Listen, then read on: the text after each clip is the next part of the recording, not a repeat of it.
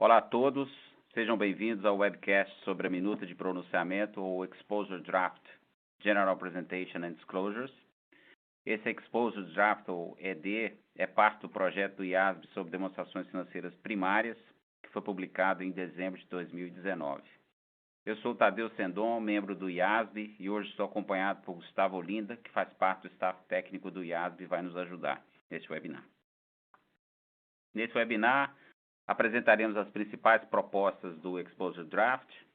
Vamos falar um pouquinho sobre as propostas que, em geral, são incluir subtotais da demonstração do resultado, incluir orientação sobre agregação e desagregação de informações na demonstração de resultado e nas notas, e medidas de desempenho da administração, que são chamados non-GAAP measures. E, ao final do webinar, nós vamos responder as perguntas feitas pelo chat. Esse é o nosso primeiro webinar em português. O objetivo é ter mais esse tipo de comunicação no futuro. Temos participantes de diversos países de língua portuguesa. Eu agradeço a participação de todos. Espero que o nosso accent brasileiro, nosso sotaque, seja compreendido por todos.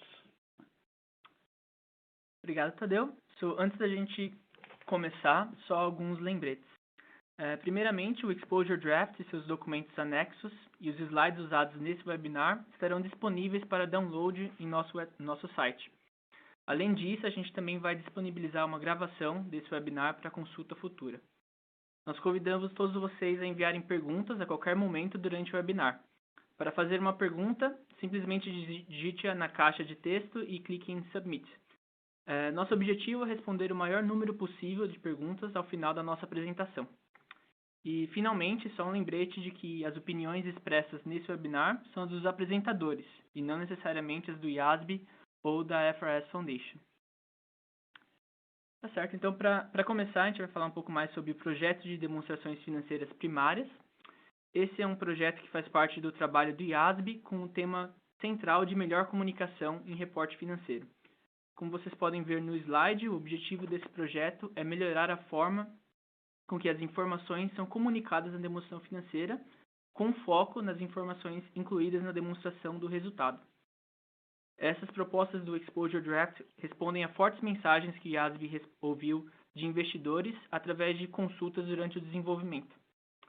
Como o Tadeu acabou de mencionar, o Exposure Draft já foi publicado no final do ano passado e o período de comentários é até 30 de junho deste ano. A gente espera que o webinar ajude os participantes a compreender as principais propostas do Exposure Draft e também, dessa forma, ajude a desenvolver seus próprios comentários sobre as propostas. Certo? Então, para começar, como eu havia mencionado, as propostas do Exposure Draft respondem às mensagens que o IASB respondeu de investidores. Então, Tadeu, você pode explicar para a gente um pouquinho mais sobre o que exatamente a gente ouviu e como que essas propostas vão responder a essas preocupações? Claro, vamos lá. Primeiro, os projetos eles surgem na agenda do IASB a partir de consultas que são feitas, a partir dessas proposições de projetos a serem tocados pelo IASB, são feitos outreach, que são processos de consulta, especialmente muitas vezes voltados para todos os stakeholders, em alguns casos para alguns stakeholders. Especificamente no caso desse projeto, um dos principais stakeholders envolvidos eram os investidores, e na discussão com eles identificaram 3 grandes áreas que eles entendiam que precisavam, ou de preocupação, que eles precisavam melhorar, que era preocupação quando eles liam as demonstrações financeiras das empresas que eles estavam analisando. A primeira é sobre estrutura e o conteúdo da demonstração do resultado. Eles queixam da falta de consistência na apresentação dessas informações. O que o IASB está propondo? Definir e exigir alguns subtotais. Nós vamos falar um pouquinho mais sobre isso aqui, mas é interessante que hoje a gente não tem praticamente nenhuma definição de subtotal na norma.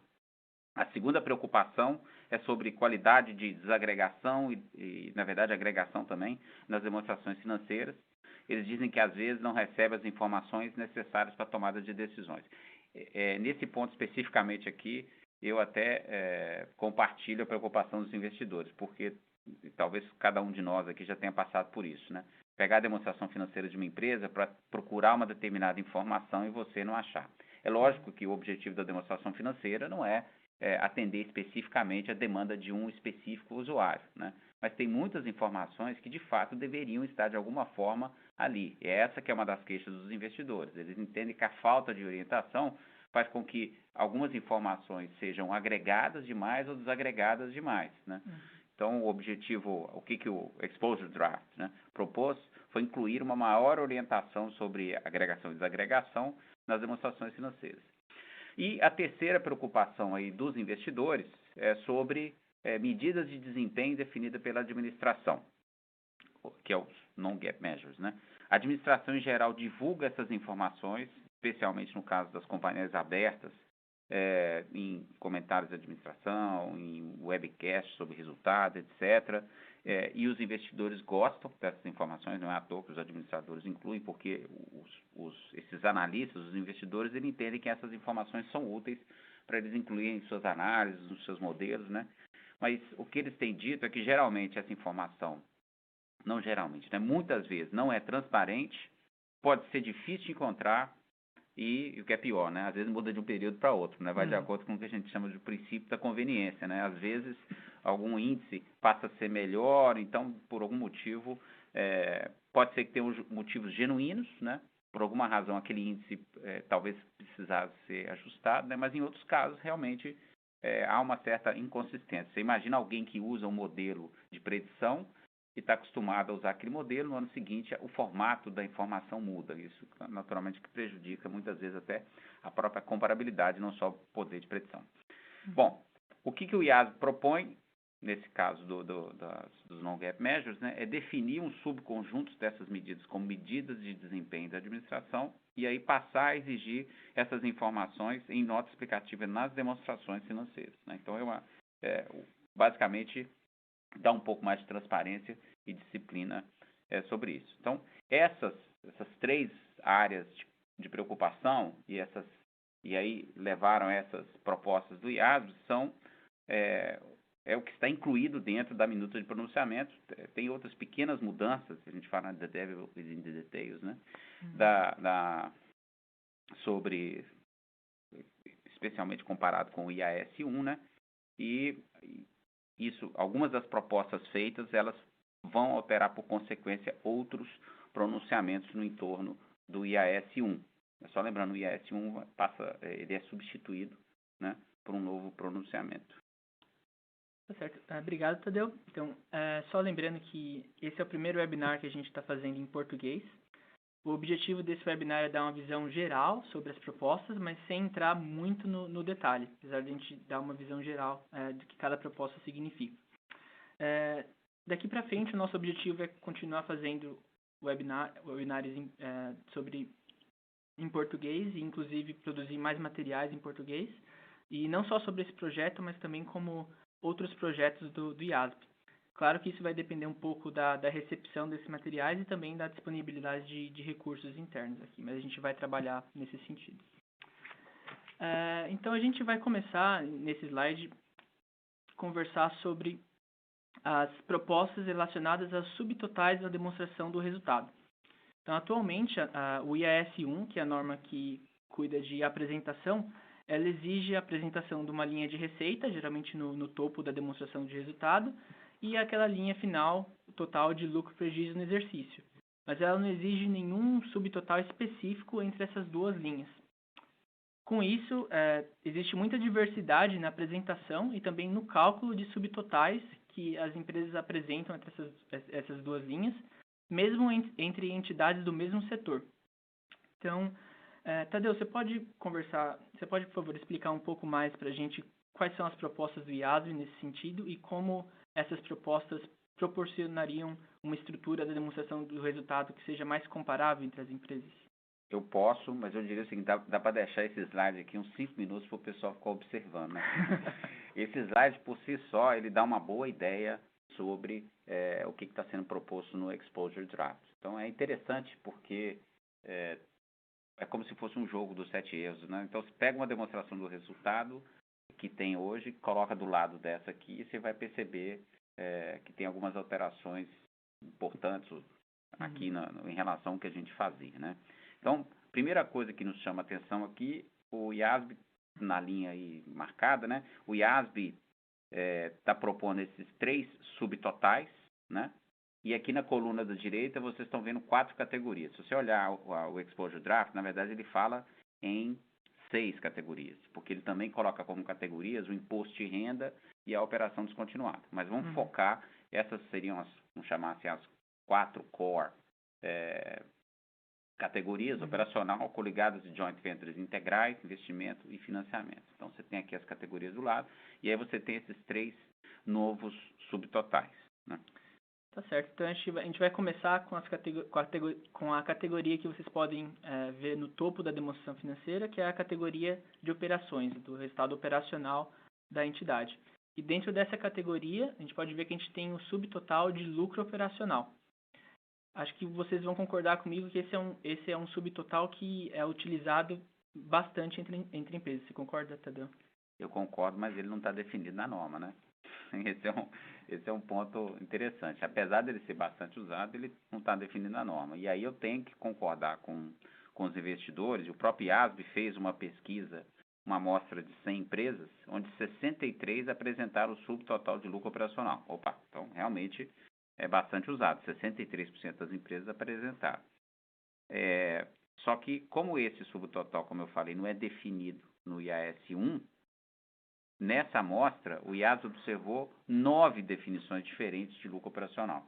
Ou seja, pelo menos das 63, das 100, né, das 63, elas apresentaram 9 formações diferentes de lucro operacional, né? Então, com a proposta do IASB, o objetivo é tentar definir e exigir que as entidades apresentem o lucro operacional, então todas teriam que apresentar, e ter um pouquinho mais de consistência na maneira com que eles apresentam isso, né? Mas a gente falou aqui da linha de lucro operacional, mas eu queria chamar a atenção aqui para a tal da categoria operacional. Ela foi projetada para incluir todas as receitas e despesas das principais atividades de negócio de uma entidade. Então, esse é um ponto importante, principais atividades de negócio de uma entidade, né? Mas ela é definida como uma categoria padrão. O que significa isso? Se eu tiver uma receita ou despesa que não se encaixa como coligadas de joint ventures integrais, não se encaixa como investimento e não se encaixa como financiamento, então ela cai automaticamente dentro da categoria de operacional. Então é como, não sei se a gente pode chamar ela de residual, mas a realidade é essa. Se ela não for incluída nas outras, no caso aqui só focando nessas 4 categorias, nenhuma dessas 3 de baixo, então significa dizer que ele tem que cair na categoria de operacional. Tá certo. Então, isso são como a gente definiu a categoria operacional. Se a gente olha um pouco mais para baixo na demonstração do resultado, a gente vê que essa categoria mais embaixo é a categoria de financiamento. E em cima dessa categoria, a gente tem o subtotal de lucro antes de financiamento e imposto de renda. Mais uma vez, Tadeu, você pode explicar para a gente o porquê que o IASB decidiu definir esse subtotal também? Então, de novo, aqui na categoria de financiamento, quem vai entrar aqui na categoria de financiamento, portanto, abaixo dessa linha de subtotal que você se referiu? As despesas e receitas que estão relacionadas com financiamento. Por que eu falo de receita? Porque, por exemplo, a parte de caixa equivalente de caixa, ela em geral fica aqui dentro da parte de financiamento também. É porque é assim que você enxerga a companhia de uma forma líquida. Então, são uns pontos interessantes. E também não é totalmente padronizado, porque isso vai depender muito do tipo de empresa. Eu posso ter que subir com linha lá para cima, depois a gente fala um pouquinho sobre isso, mas basicamente, dentro dessa linha de financiamentos, né, o objetivo de deixar tudo aqui, e portanto eu ter esse lucro antes de financiamento e depois de renda, é permitir, de acordo com os analistas, né, que os analistas possam avaliar a forma, o resultado operacional, o desempenho da companhia, independente da maneira com que ela é financiada. Então, esse subtotal seria o corte para dizer o seguinte: independente da maneira com que ela é financiada, nessa linha aqui, em tese, eu conseguiria comparar muito mais empresas, porque eu estou tirando isso, essa parte de como ela é financiada na minha análise. Tá certo. Então, acho que com isso a gente cobriu esses 2 subtotais, mas se a gente olha para o slide, a gente vê também que tem um terceiro subtotal no meio, que é o subtotal de lucro operacional e resultado de equivalência patrimonial de coligadas e joint ventures integrais.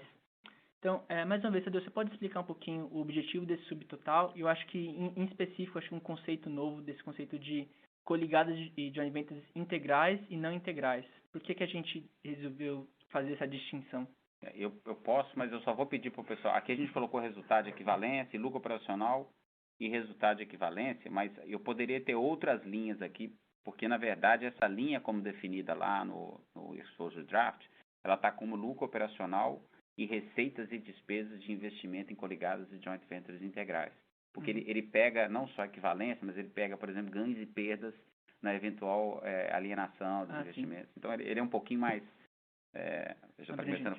eu ia falar comprehensive, mas é isso mesmo, abrangente. É isso aí. Muito bom. Bom, então esse subtotal também foi desenvolvido para responder a necessidade de stakeholders. Abaixo desse subtotal temos a categoria de investimento, né? E o que entra na categoria de investimento? Basicamente, retornos de investimento que não fazem parte das principais atividades de negócio da entidade. De novo, esse conceito, principais atividades de negócio da entidade. O ponto é que podemos ter investimento que são em associadas de joint ventures ou coligadas, isso depende de cada país usar o termo aí, que muitas vezes são intimamente relacionadas às principais atividades de negócio da entidade. E, portanto, não faz sentido classificar na categoria de investimento, né? Porque como ela faz parte do principal atividade, ela não gera de forma independente, ela é integral, a gente vai falar um pouco mais sobre isso. Por isso que o IAS propôs segregar essas investidas em integrais e não integrais. Então, aqui temos já, comparando com o IAS 1, uma novidade importante. A administração precisa identificar aquelas associadas de joint ventures que são integrais às atividades da companhia e as que não são. E aí, como parte desse projeto, o IAS propôs alterações consequenciais no IFRS 12 para orientar a administração sobre como fazer essa distinção baseada em certos indicadores, e lá também tem as questões das divulgações. Então, o que foi integral? Fica na categoria de associadas de joint ventures integrais, antes dessa linha de lucro operacional resultado de equivalência de coligadas de joint ventures integrais, né? E o que não for fica na categoria de investimento. Alguém poderia perguntar, por exemplo, por que não classifica o resultado de equivalência dessas associadas e joint ventures, que são, já que elas são integrais, né, na categoria operacional? E aí, nesse caso, a razão são basicamente duas. Essa discussão a gente teve no board, inclusive, né? O primeiro é que os investidores, em geral, eles olham o resultado desse investimento em separado. Então, eles próprios, os investidores, já separam esse resultado. Eles já fazem essa análise geral em separado. Tem questão de margem, tem uma série de aspectos que eles levantaram. O segundo é que a gente vai lembrar que o resultado de equivalência é bottom line da investida, né? Então, ela inclui todas as receitas e despesas ali, inclusive receita que estão na categoria de investimento e de financiamento. Então, você vai meter dentro da categoria operacional coisa que, na verdade, é de investimento e financiamento, né?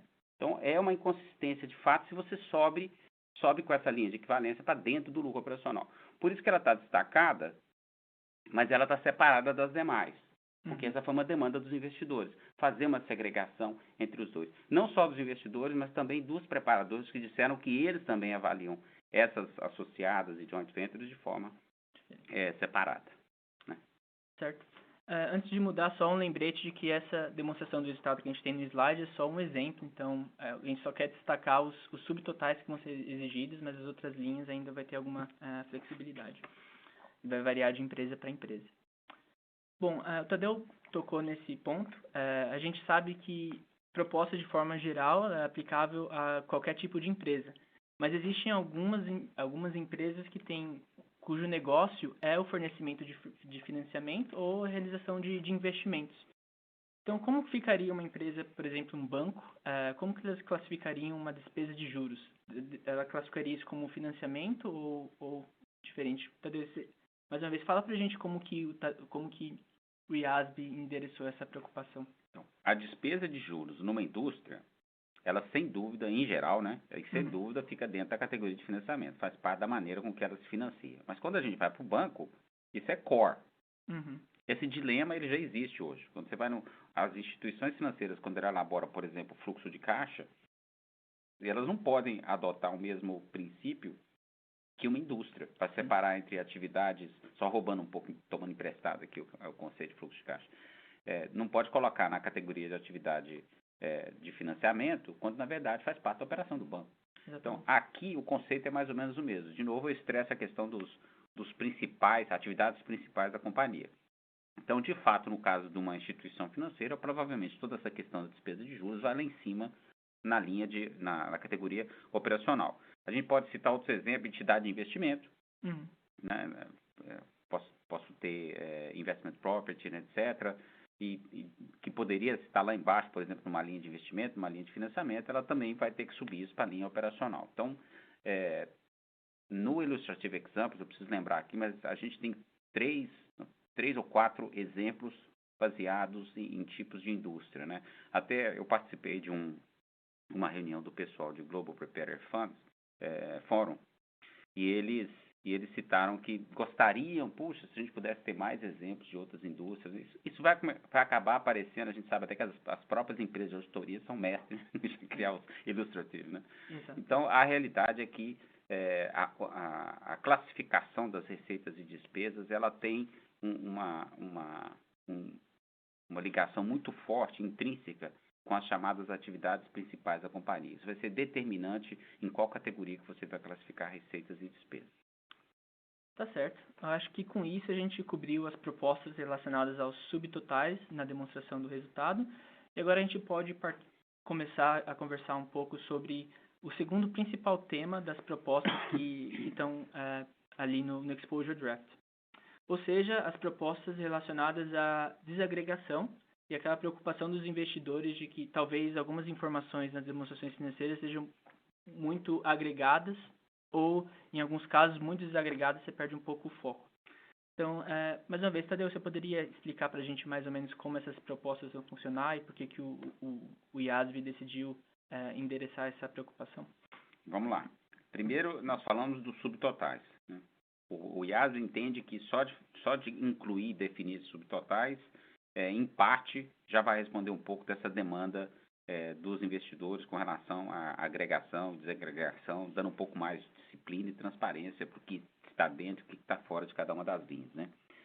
Além disso, no Exposure Draft, o IASB está incluindo orientações destinadas a melhorar a forma como as informações são desagregadas, cobrindo tanto demonstração financeira primária quanto o que vai em nota explicativa, né? Então, por exemplo, no Exposure Draft, o IASB apresenta propostas gerais sobre aí, o papel das demonstrações financeiras primárias e das notas explicativas, né? Então, só de ter colocado essas orientações, esses princípios, já vai auxiliar. Além disso, princípio específico sobre agregação e desagregação. A gente não está aí no slide, mas só para a gente dar um exemplo, eu tenho uma linha de outros, eu falo que é a linha preferida dos contadores, né? Ele resolve um monte de problemas.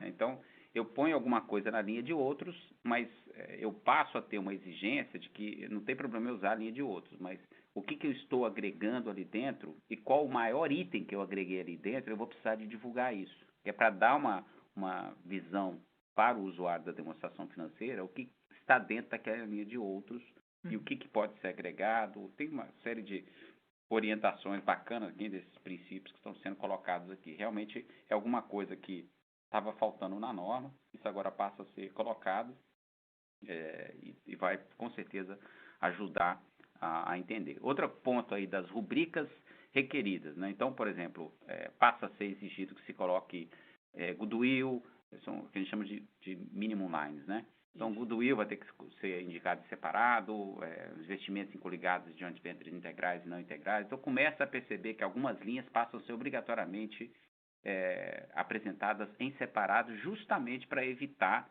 que elas sejam agregadas e omitidas e, de alguma forma, não fiquem claro para os investidores. Então, eu passo a ter de novo, nesses outreach, nessas pesquisas com investidores, essas linhas não vieram aqui da cabeça do IASB, isso tudo são questões que foram levantadas pelos investidores principalmente.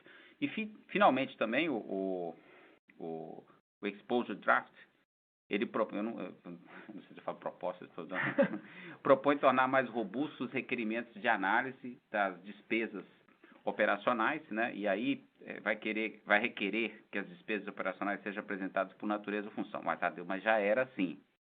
Só que agora deixa de ser uma opção, né? Então, que fornece a informação mais útil. Então, eu preciso fazer essa avaliação para determinar qual é o método que eu vou divulgar o meu resultado operacional, né? se vai ser utilizando por natureza ou por função. Deixa de ser uma escolha, né? É. E divulgar a análise do total de despesas operacionais por natureza nas notas explicativas. De novo, alguém vai chegar e falar assim, não, mas isso já não tinha?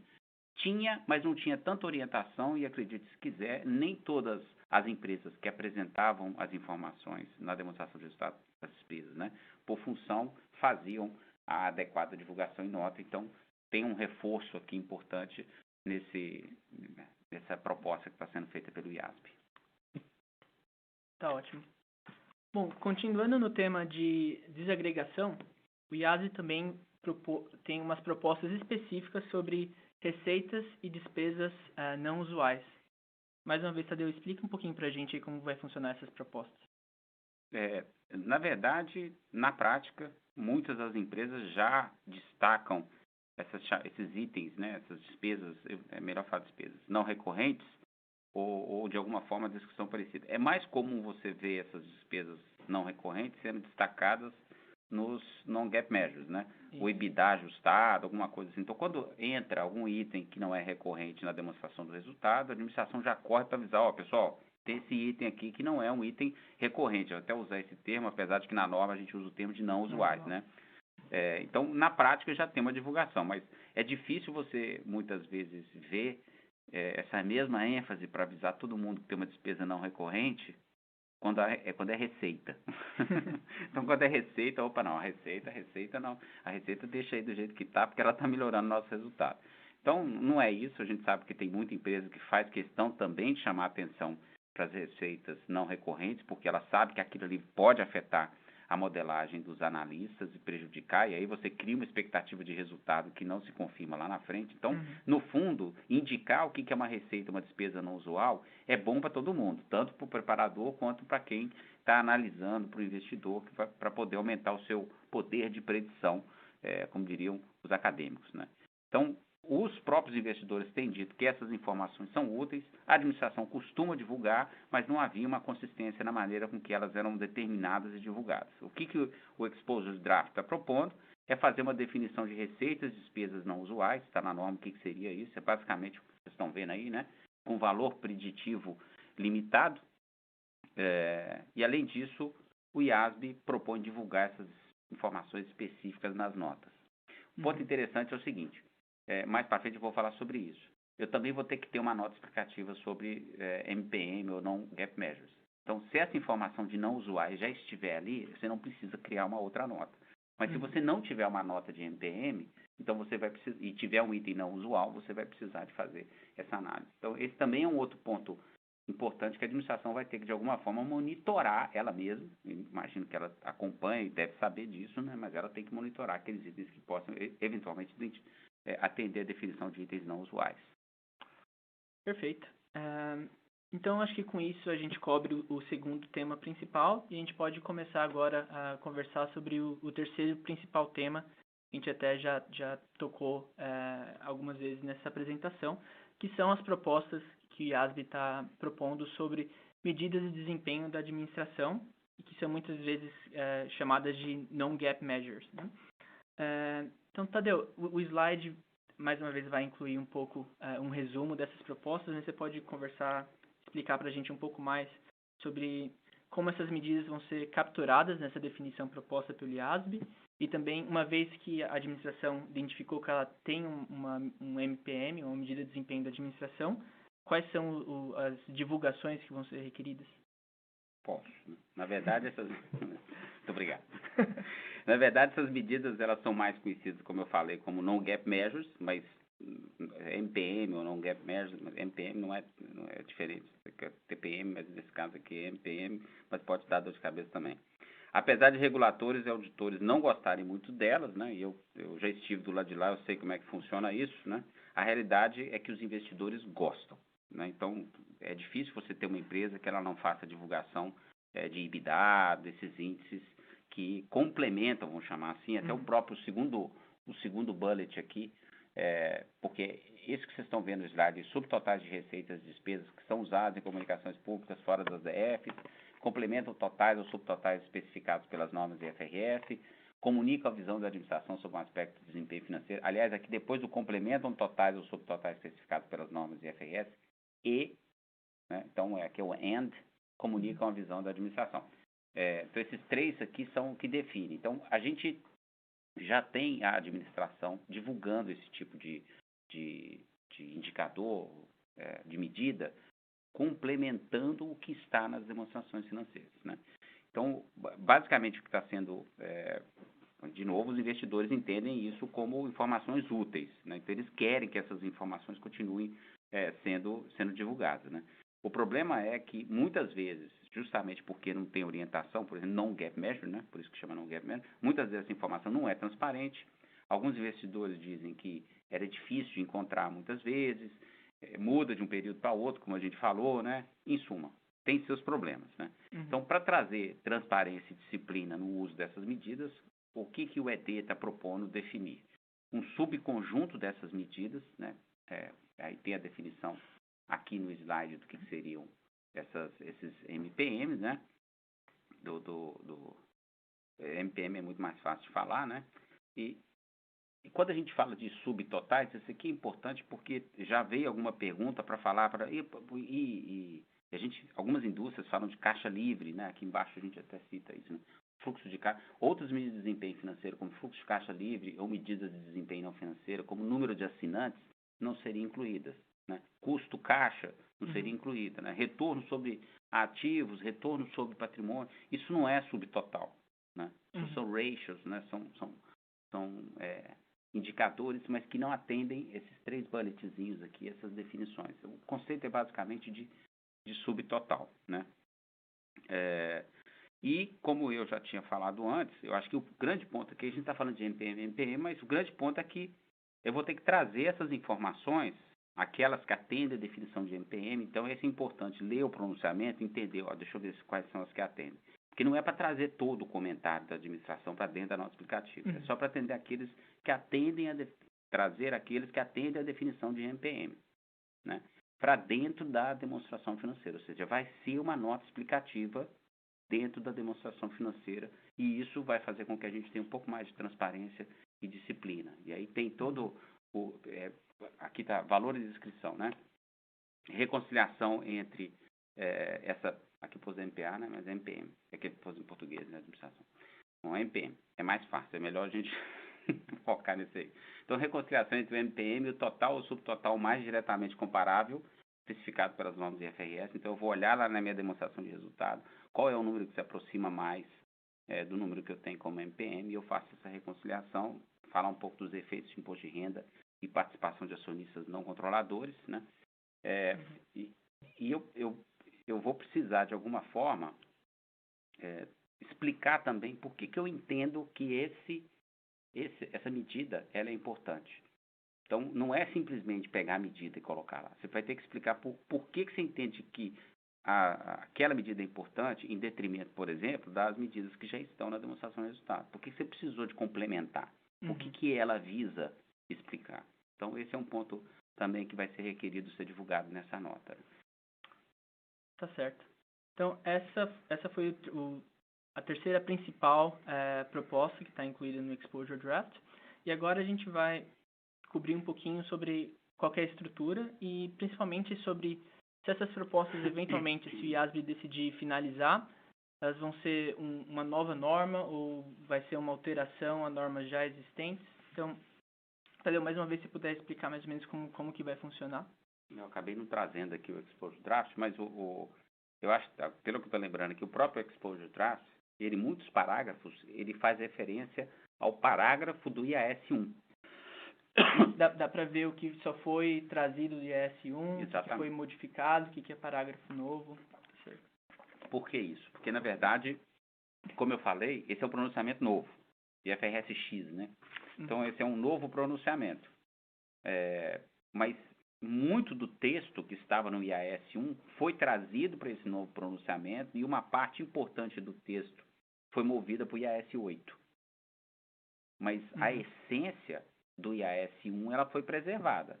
O que nós estamos atacando aqui, de fato, é a demonstração do resultado, né? Como eu falei, tem algumas alterações consequenciais em outras normas, mas o que nós estamos atacando aqui é basicamente a demonstração do resultado. Até quando a gente fala de MPM, no fundo a gente está falando um pouco de State Not Financial Performance, né? Demonstração de resultado. Então, por isso que essa referência é tão importante ao IAS-1, porque grande parte do que estava no IAS-1 foi preservado.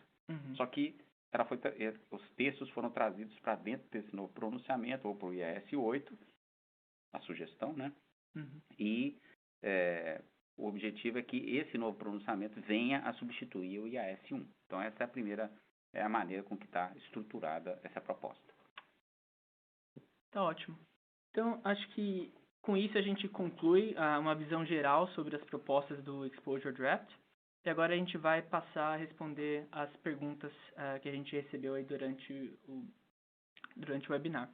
Antes da gente ir para as perguntas, só queria chamar a atenção de vocês para esse slide que vocês podem ver agora, que tem links para os materiais que foram publicados.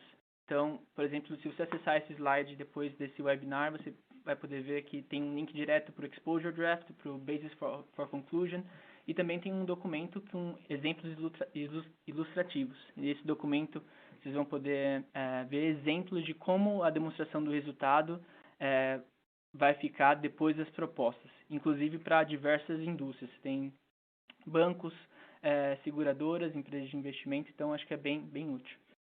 Um outro documento que eu acho que é muito legal também como uma referência, assim, uma introdução às propostas, é esse documento que a gente chama de Snapshot, que é um resumo e é uma linguagem, utiliza uma linguagem bem simples sobre o que são as propostas, tem algumas perguntas e respostas, então, como uma visão geral sobre o que está sendo proposto, é bem útil. E, por final, a gente tem um vídeo também do Hans, que é o chair aqui do IASB, introduzindo as propostas. Tá certo, acho que com isso, então, a gente pode agora partir para as perguntas. A gente tem um tempo sobra aqui, então a gente já pode começar. Talvez a primeira pergunta, para começar essa série de perguntas, seria uma pergunta que a gente recebeu aqui sobre quando que a norma, se o IASB eventualmente decidir finalizar, quando que essa norma entraria em vigor? Não, nós ainda estamos tentando entender a proposta, quando é que entra em vigor, né? Primeiramente, agradecer a participação de todos nesse processo de emissão da norma. Os projetos do IASB, ele tem diversas fases, né? Então, muitas vezes eu posso ter um projeto que está na fase de pesquisa, research phase, né? Research project. Esse especificamente já está na fase bastante avançada, que se chama de standard setting, né? Então, significa dizer da emissão de uma norma. Então, de alguma forma, já é um estágio avançado da emissão de uma norma.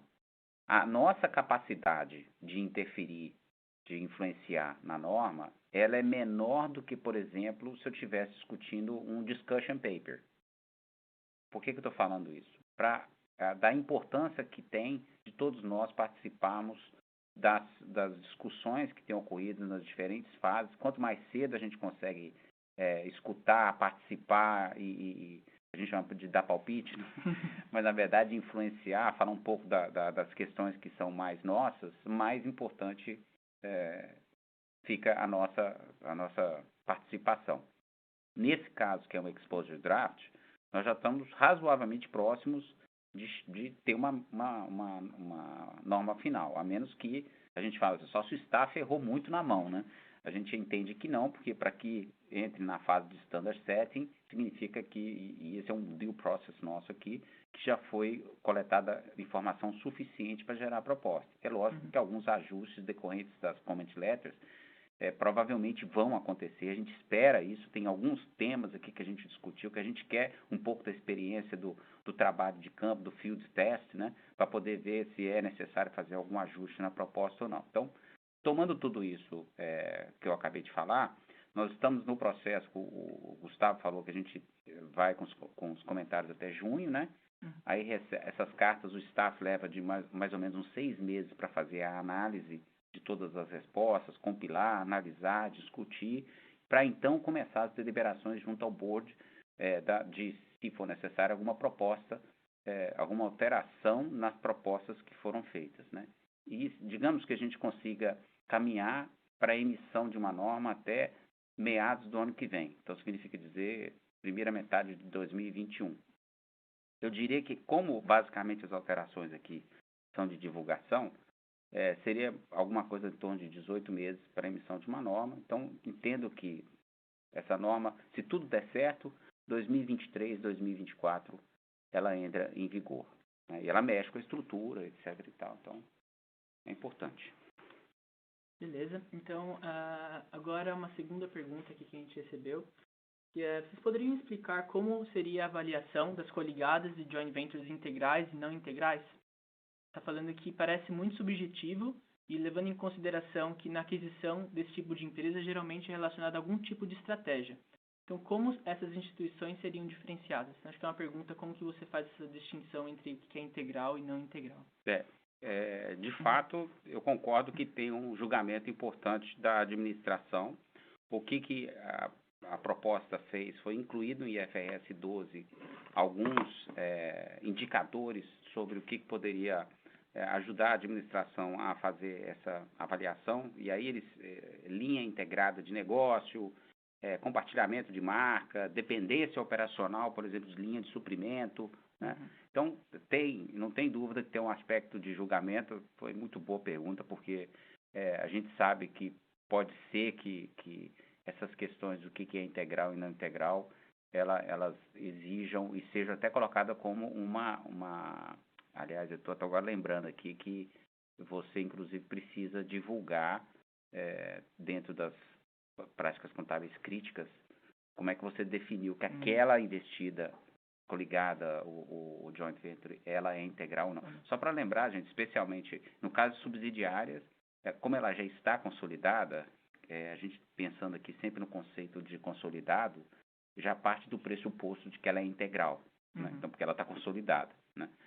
Mas no caso de associados e joint ventures, tem que fazer esse julgamento baseado em alguns critérios. E no IFRS 12 lá tem alguns critérios, mas a gente sabe que vai precisar de talvez um pouquinho mais de trabalho de campo aí para ver como é que vai ficar essa definição. Beleza. Partindo para a próxima pergunta agora. A pergunta é se o EBITDA, se ele vai ser considerado um MPM, uma medida de desempenho da administração. Nossa, tá tudo isso naquela perguntinha ali. A pergunta tem 3. A pergunta é boa, o EBITDA, ele tem surgido como um tema de discussão em todos os fóruns, né?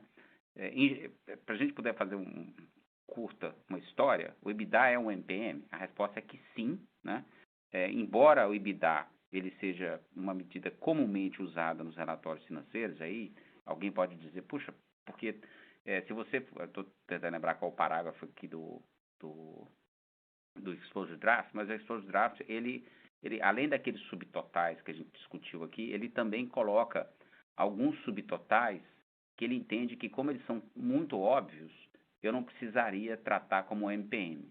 Há o pressuposto que o usuário entende, e aí, mas está elencado especificamente nesse parágrafo. Então, se não for um dos subtotais que a gente tem na demonstração de resultado prevista, né, requerida, e não for nenhum dessas medidas que estão destacadas nesse outro parágrafo, automaticamente ela passa a ser uma MPM.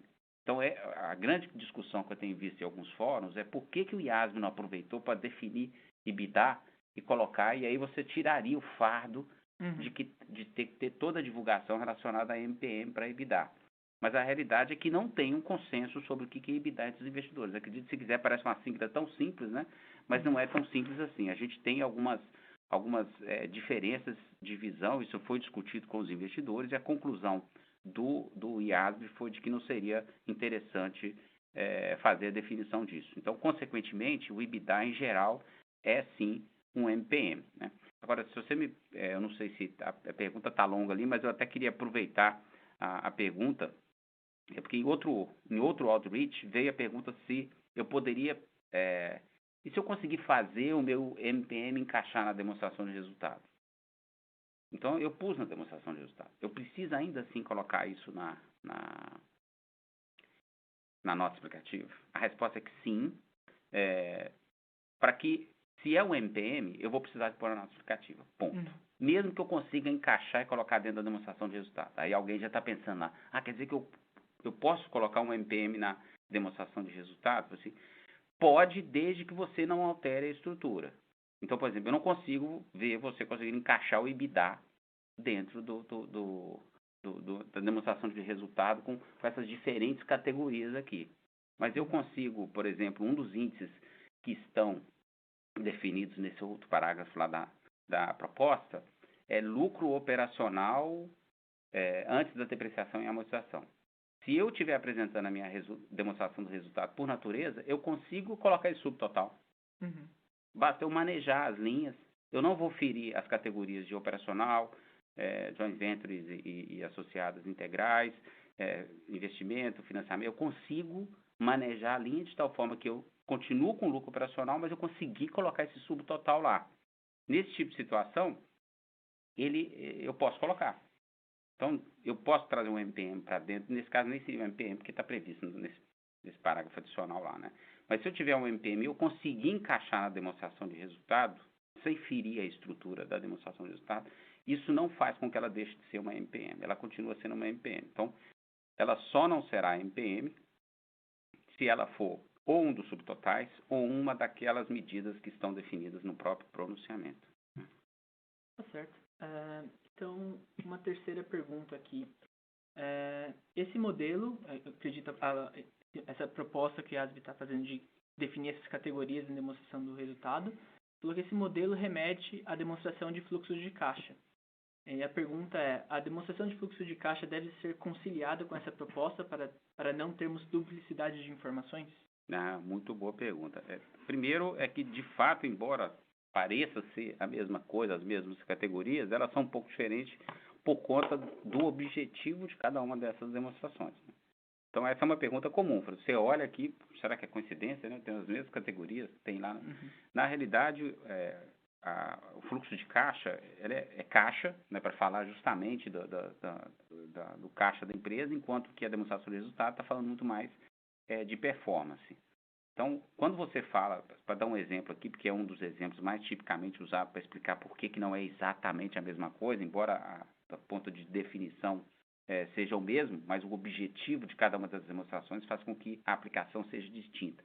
Então, para dar um exemplo, se você fizer uma venda de um ativo fixo, os recursos que você recebe, eles vão entrar dentro daquela linha de atividade de investimento na demonstração de fluxo de caixa. Mas, para fins da demonstração de resultado, é uma atividade operacional. Então, é um ponto interessante. Quando a gente desce no princípio, a gente consegue entender. Mas a pergunta é boa porque, de alguma forma, está sim relacionado. Nós estamos falando de atividade operacional, atividade de financiamento, atividade de investimento. Aliás, a gente acabou não colocando na apresentação aqui, quem sabe a gente faça um outro webinar e fale um pouco mais de detalhe, mas como consequência das alterações que foram feitas estão sendo propostas, né, nesse exposure draft, aquela opção de, por exemplo, de classificar despesa de juros, receita de juros como operacional, financiamento, ela vai deixar de existir. Então, eu vou ter que passar a ter uma classificação de acordo com alguns aspectos que estão tratados nessa proposta. Vamos quanto que tem? 48? Mais uma perguntinha ou Tá e bom. a gente encerra? Vamos lá.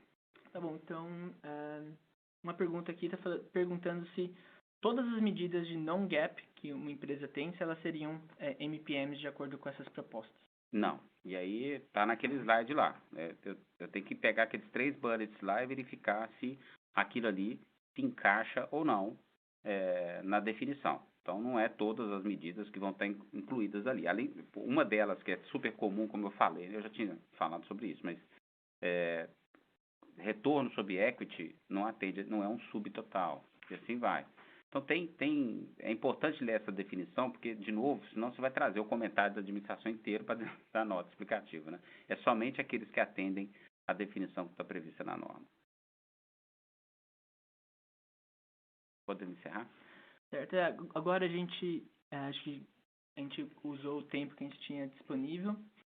Eu lembro também que naquele documento que eu mencionei anteriormente, o Snapshot, também tem algumas outras perguntas adicionais que são bem comuns quando você começa a entender as propostas, que podem ser úteis também para vocês. Deixa eu só... Na verdade, pessoal, tem muita pergunta aqui, né?